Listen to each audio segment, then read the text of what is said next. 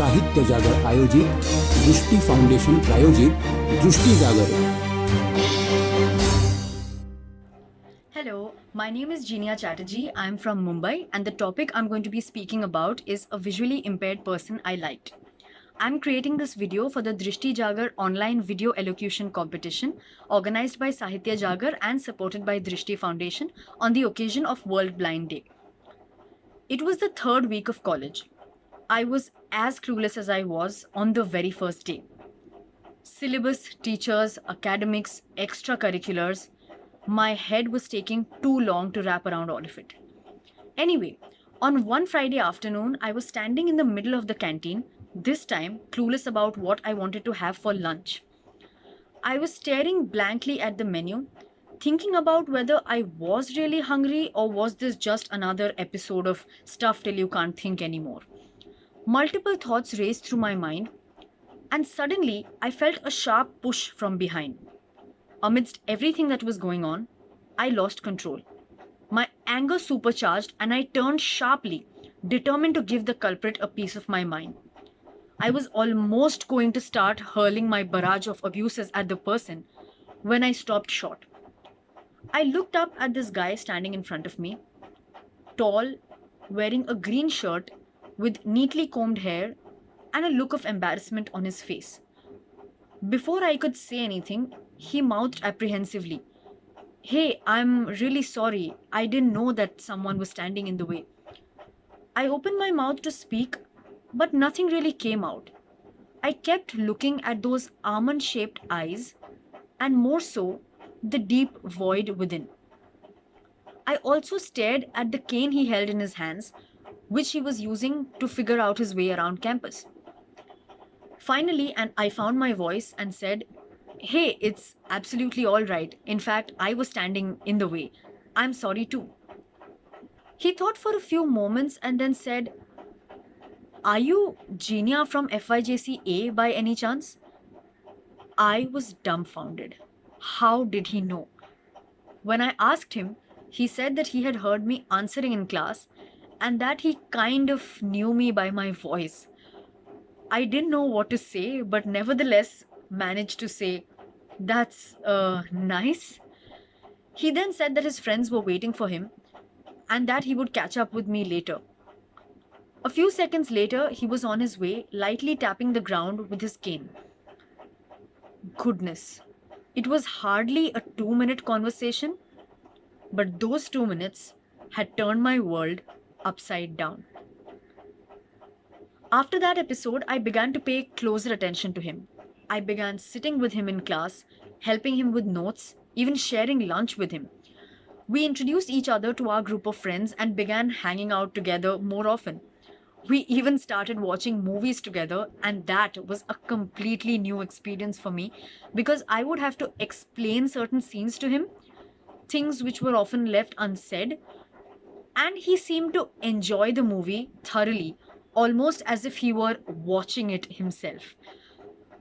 One day, he invited me to a cricket tournament which was organized for the visually challenged students, and he said that he was going to be playing in it. I thought he was joking, but decided to go with him nonetheless. When I reached there, I was stupefied at what I saw. So many people who couldn't see were handling a full fledged cricket match by themselves with such dexterity. I carefully noticed him taking his position with his bat and watched in amazement as he heard the sound of the ball and hit it swiftly. I couldn't believe what I was seeing, and this is one of those experiences that I have never been able to forget. As days passed, I realized how attached I had gotten to him over the last couple of weeks. With him, each new day was a whole new experience. He showed me a world that I had seen only from afar. In fact, he was the first visually challenged friend I had made. And I kept thinking to myself, what does this phrase visually challenged really mean? I had so many questions in my mind. I saw him using his smartphone and laptop as effortlessly as all of us did. He would find his way around campus with so much ease, and he was a national level chess player. All I could do was wonder, how did he manage to do all of this? What was his experience of the world like? How did he imagine things? The best thing about being his friend was that I could be myself completely without the shadow of a doubt. I knew that I didn't have to put up a facade in front of him. I could literally be in my pajamas with kajal streaming down my eyes, and I knew that I wouldn't be judged for it. I never had to worry about whether I was looking presentable. I often used to ask him what he thought of me, how he thought I looked, and every time he would just laugh and say, "Does that matter?" I could never explain to him that it did. It did matter what he thought of me. It did matter what his perception of the world was. I wanted to be a part of that world too, where what meets the eye is not the only reality, where you can see beyond what people choose to show you. I realized that while he faced a visual challenge, I faced a mental one, if I may say so. Was seeing only about the things that met the eye? I think there is so much to the world beyond what we see, and he was the one who truly showed me things that I would never have been able to see had I not met him. Now, I don't want to romanticize the disability by saying all of these fancy things. During the time that I spent with him, he used to tell me about the different kinds of challenges that he faced while traveling to college. He would often find it difficult to board the train, which is why his parents often had to help him do that.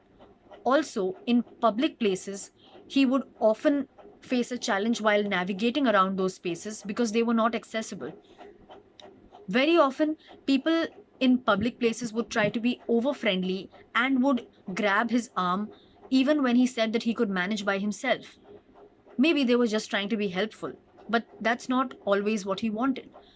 While watching a movie, he would often feel ashamed to ask the person sitting beside him what was going on because he didn't want to interrupt their experience. Also, in college, he often faced a challenge because he couldn't find books he wanted to read only because they were not accessible. But what bothered him the most was that people would express their sympathy for his condition, often in front of him. He would often tell me that while he did have a disability, that is not something that defined him, and he did not need people to sympathize with him. He would often say, "I want this mentality to change."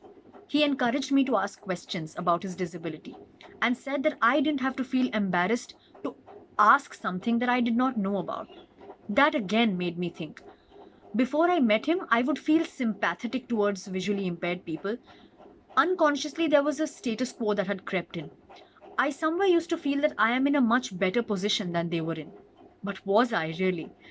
It was a completely different world for me, and I often characterized them solely on the basis of their disability. After meeting him, though, things had slowly started to change. A conversation around disability had begun, and I was extremely grateful for having been introduced to so many things. Amidst everything that was happening, though, I never really got the chance to tell him how I felt, what my feelings actually were for him. It was something completely different, and this is something I had never experienced in all my years of existence. Time flew by, and after our board exams, he moved to a different city. We are still very much in touch, but I never really got around to telling him what I actually felt for him. Maybe someday I will. I'm just really grateful to him for showing me a world that existed beyond my imagination. I can say that now I'm much more aware of the challenges and the abilities that visually impaired people face. And all I hope is that I can keep the conversation around this going. Thank you.